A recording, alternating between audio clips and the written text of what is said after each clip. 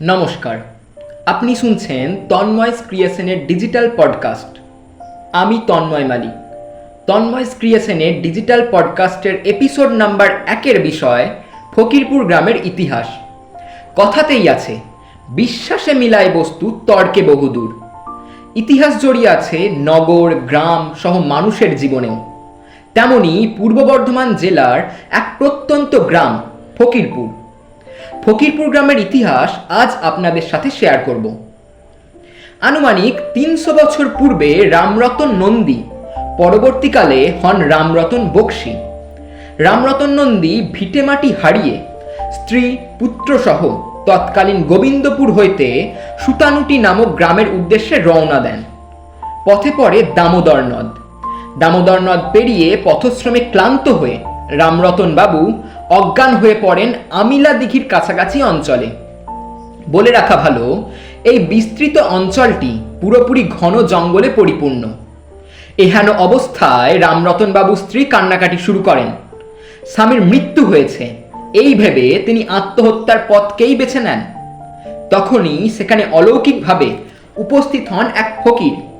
তিনি বলেন, দক্ষিণ দিকে এগিয়ে যাও, দেখতে পাবে এক ছোট্ট অশ্বত্থ গাছ। সেই অশ্বত্থ গাছে বিরাজ করছেন জগৎ জননী শিমলাকালী রূপে।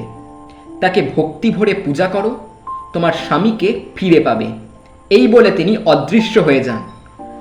রামরতনবাবু সুস্থ হয়ে ওঠেন এবং স্ত্রী পুত্র নিয়ে সেখানেই সারা জীবন থাকবেন এই ভেবে তিনি জঙ্গল পরিষ্কার করতে শুরু করেন, বসতি স্থাপন করেন, চাষাবাদ শুরু করেন।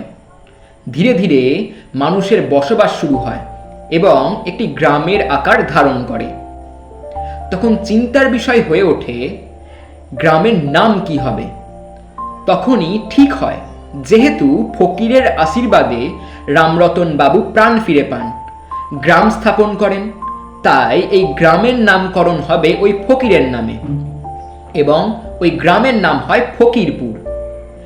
এই অশ্বত্থ গাছ আজও ফকিরপুরের মানুষকে রক্ষা করে চলেছেন। শুধু তাই নয়, প্রতি বছর বৈশাখ কিংবা জ্যৈষ্ঠ মাসের অমাবস্যা তিথিতে মায়ের পূজা হয় মহা সমারোহে। হাজারো মানুষ এসে ভিড় করেন মায়ের স্থানে।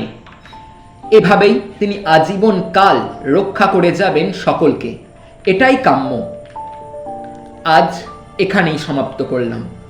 আপনাদের সঙ্গে কথা হবে সম্পূর্ণ নতুন একটি এপিসোড নিয়ে নেক্সট এপিসোডে। ধন্যবাদ।